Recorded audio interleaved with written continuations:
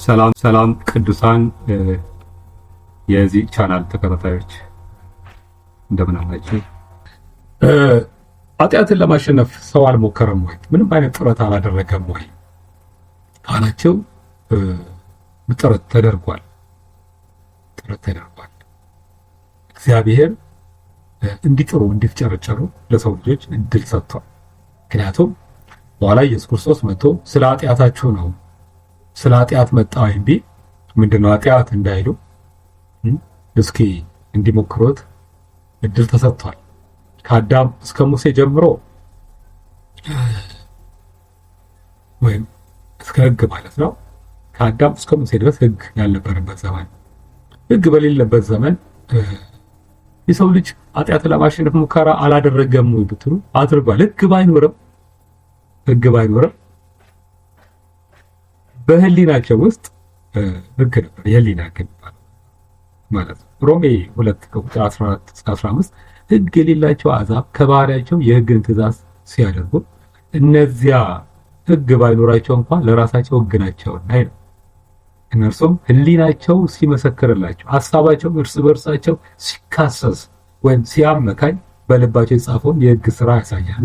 ወንጌል ከመሰበኩ በፊት እስራኤላውያን በሕግ ሲኖሩ ሌላው ቀሪው የዓለም ሕዝብ ወይም አሕዛብ የሚባለው አይሁዳዊ ያልሆነው ማህበረሰብ ሁሉ እንደየማህበረሰቡ በህሊና ሕግ አውጥተው ማህበራዊ ሕግ አውጥተው ይኖሩ ነበር። ይሄ ማህበራዊ ሕግ ምንጩ የህሊና ሕግ። ማህበራዊ ሕግ ለመመስረት እንዲህ ሲሆን እንደዚህ ይደረግ፣ እንደዚህ ያደረገ እንደዚህ ይደረግ የሚል ማህበራዊ ሕግ በየቦታው አሁንም ድረስ አለ። እንደዚህ አይነት ሕጎች አሉ። በጣም የሚገርመው እዚህ ኢትዮጵያ ውስጥ ደሞስ የወለደች ሴት ማትነካበት ቦታ አለ። እንደ ርኩስ ተቆጥራ ማለት ነው። የወለደች ሴት አትነካም። እንደዚህ አይነት ሕግ በሙሴ ሕግ ውስጥም ተገኘ። የወለደች ሴት ወንድ ከወለደች እስከ 40 ቀን ርኩስ ናት፣ ሴት ከወለደች እስከ 80 ቀን ርኩስ ናት ይላል። አዎ ሲመሳሰል አያችሁ። ስለዚህ በኋላ እናየዋለን። ግን እና ከህሊና ሕግ የሚወሰዱ ሕጎች እንደ ሕግ ተቆጥረዋል።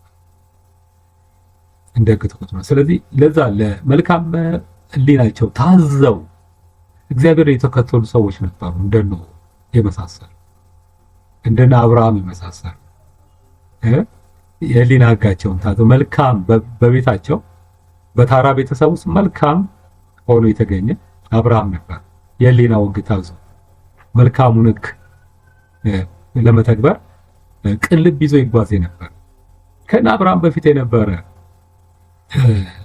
እነ ሄኖክ በስጋ ያደረገው ማለት ነው።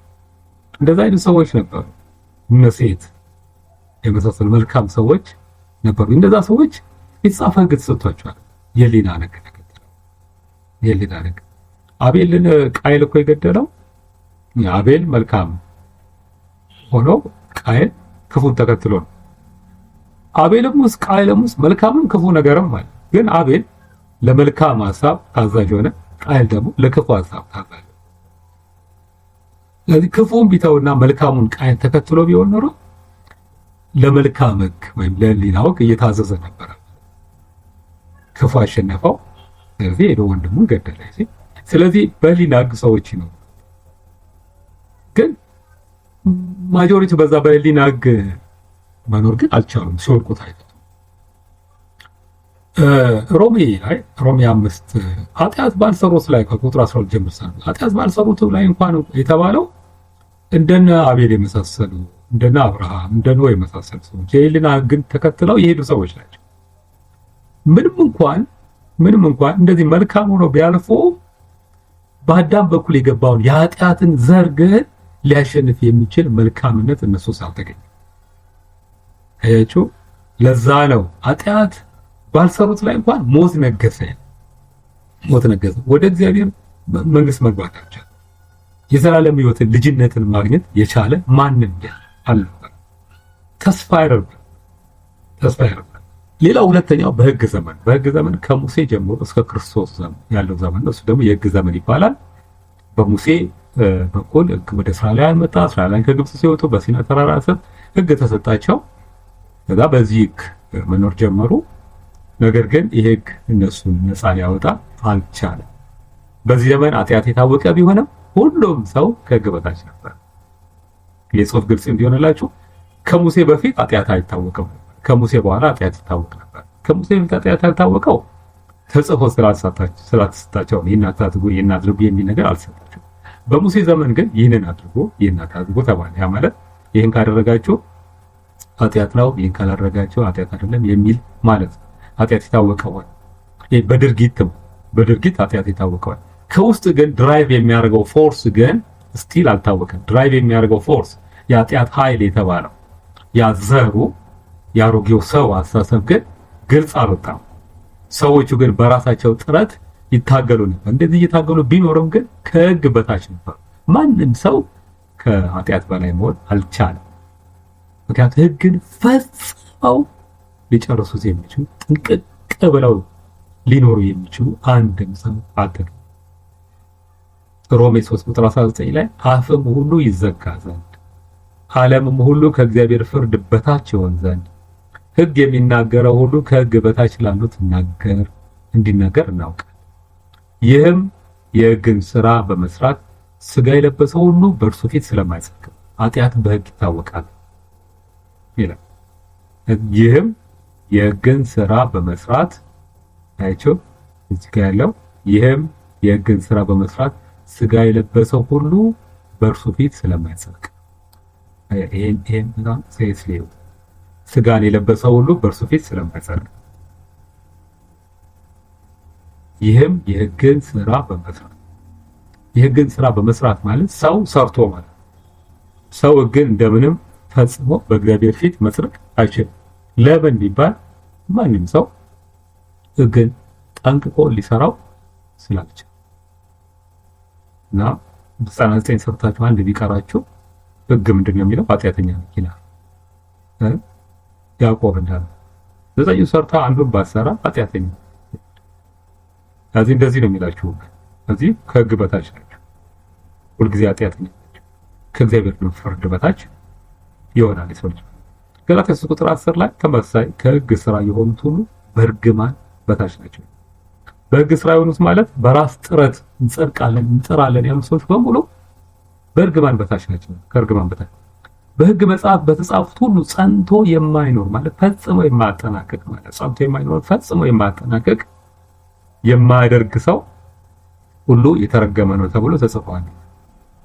ስለዚህ ፈጽሞ ማጠናቀቅ ይፈልግ ነበር። ገላትያ 3:1 ላይ ሕያው ሊያደርግ የሚቻለው ሕግ ተሰጥቶ ቢሆንስ በእውነት ጽድቅ ከሕግ በሆነ ነው። ሕጉ ሰውን ሕያው ሊያደርግ የሚችል ነበር። አቅም አይደለም የሚሰጠው። አቅም ሰጥቶ ቢሆን ኖሮ ሰው አቅም አግኝቶ ሕጉን ይፈጽማል። ስለዚህ ጽድቅም በሕግ በኩል ይገኛል። በሕግ በኩል ማለት ሁሉ ጊዜ ልብ በሉ በሕግ ነው ስንል በሰው ጥረት፣ በሰው ስራ፣ በሰው ችሎታ ማለት ነው። እኔ ራሴ ጥረት አድርጌ ራሴ እግዚአብሔርን ለማስደሰት ጥረት አድርጌ ሞክሬ ኃጢአትን አሸንፌ ምናምን ማለት ነው። በራሴ ጥረት መጽደቅ ብችል ሕግ አቅም የሚሰጥ ነበረ ማለት ነው ይባል ነበር። ግን አይሰጥም። ሕጉ ማዘዝ ብቻ ያዛል። አንዱን ካልፈጸምክ ኃጢአተኛ፣ ሁሉንም አድርገህ አንዱን ባትፈጸም ግን ኃጢአተኛ።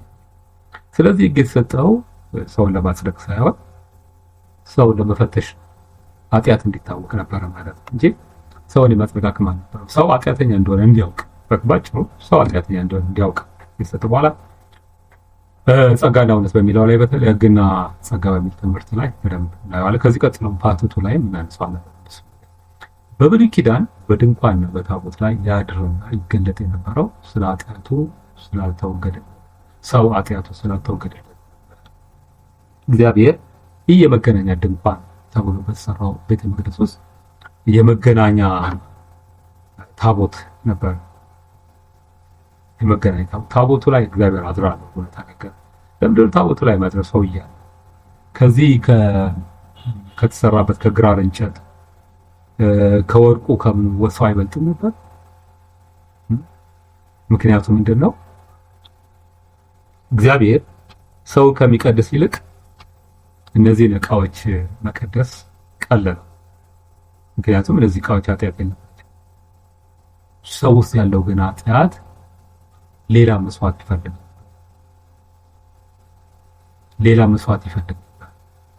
ስለዚህ ያንን መስዋዕት እስኪያዘጋጅ ድረስ ሰው በእግዚአብሔር ውስጥ ሊያደር አልቻለም። ሰው ውስጥ ጨለማ ስለነበር፣ ሰው ሙታን ስለነበር፣ በሞት ውስጥ እግዚአብሔር ሊያደር ስለማይችል ከሰው ይልቅ እግዚአብሔር ሰውን ላለመጣል ሰውን በቅርቡ እንደሆነ የቅርቡም እንደሆነ ሰው እንዲመለከት በመካከላቸው በእንደዚህ ዕቃ ላይ በደመና እየመጣ እየተገለጠላቸው እግዚአብሔር በመካከላቸው እንደሆነ እንዲያምኑ ለሰው ልጅ እንደ ሞዴል እስራኤላውያን መሰልና ለሰው ልጅ እግዚአብሔር ቅርብ እንደሆነ እግዚአብሔር ከሰው የሚርቅ እንዳይደለ ሊርቅም ፍላጎት እንደሌለው አያቸው። ይሄን ያህል ዋጋ እግዚአብሔር እየከፈለ በሰው መካከል ይገኝ። እግዚአብሔር የተባረከ። ይህ የምታዩት ታቦት ነው። ታቦት ነው የሚባለው። 4 መሸከሚያ ቦታዎች አሉት። 2 ዘንጎች መሎጊያዎች አሉት። እነዚህ የምታዩት ቀለበቶች ናቸው። ቀለበቶች አሉት። ይሄ ሳጥን ይሄን የሚያክል ነው። ባይ ዘ ዌይ ታቦት የሚባለው አሁን ኦርቶዶክስ የምትይዘው ትንሽዬ 4 ማዕዘን እንጨት ነገር አይደለም። ታቦት የሚባለው እንደዚህ ነው። መጽሐፍ ቅዱሳዊ ታቦት ይሄ እኔ ኦርቶዶክሳውያን ወንድሞቼና እህቶቼን የምሞግተው ታቦት አለ ካላችሁ ለምን እንደዚህ አይሆንም ነው ጥያቄ። አለበለዚያ ያኛው አሁን ይዛችሁ ታቦት የምትሉት ነገር የመጽሐፍ ቅዱሳዊ ማስረጃ የለውም። እቺ የምታክል ነገር ሰርታችሁ ተሸከሙ ያ ታቦት ነው ብሎ እግዚአብሔር የሰጠው ትእዛዝ የለም በፍጹም መጽሐፍ ቅዱስ። ታቦት ከተባለ መጽሐፍ ቅዱስ የሚናገረው የዚህ አይነት እና የምታዩት ከላይ ያለው ክዳን ነው። የስርየት መክደኛ ይባላል። እነዚህ ክብበልት ናቸው። 6 ክንፎች አሏቸው።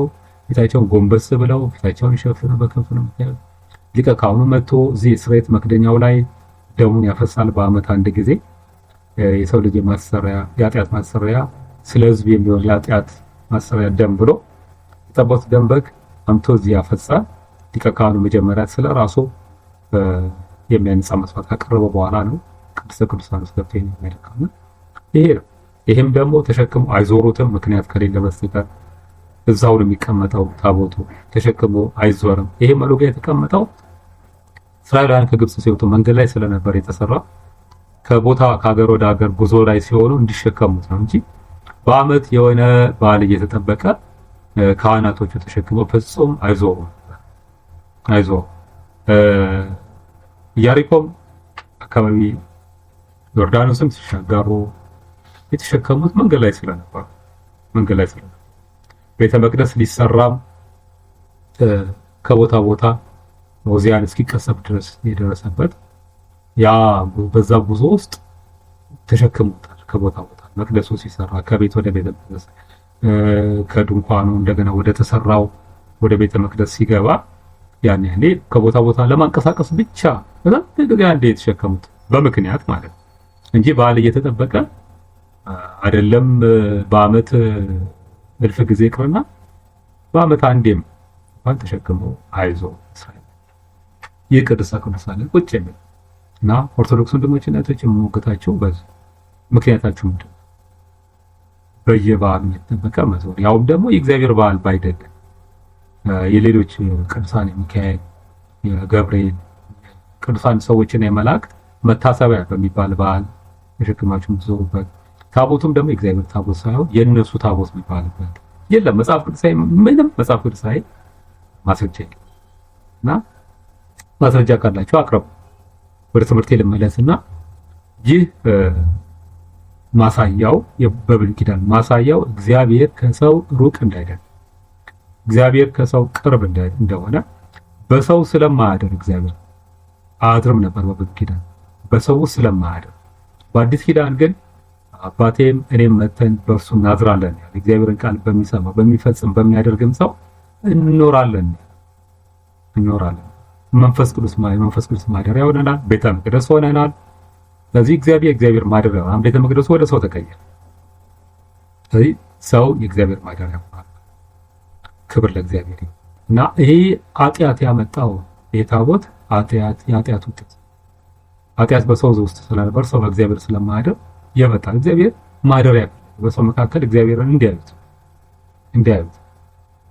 እንዲያዩት ማለት በዓይናቸው ፊት እንዲያዩት መንፈስ ቅዱስ ኖሮ በውስጣቸው መንፈስ ቅዱስ ማስረጃ ሆኗቸው የሚረዱበት ነገር የለም። ነገር ግን እንዲያዩት ማለት በደመና ይመጣል።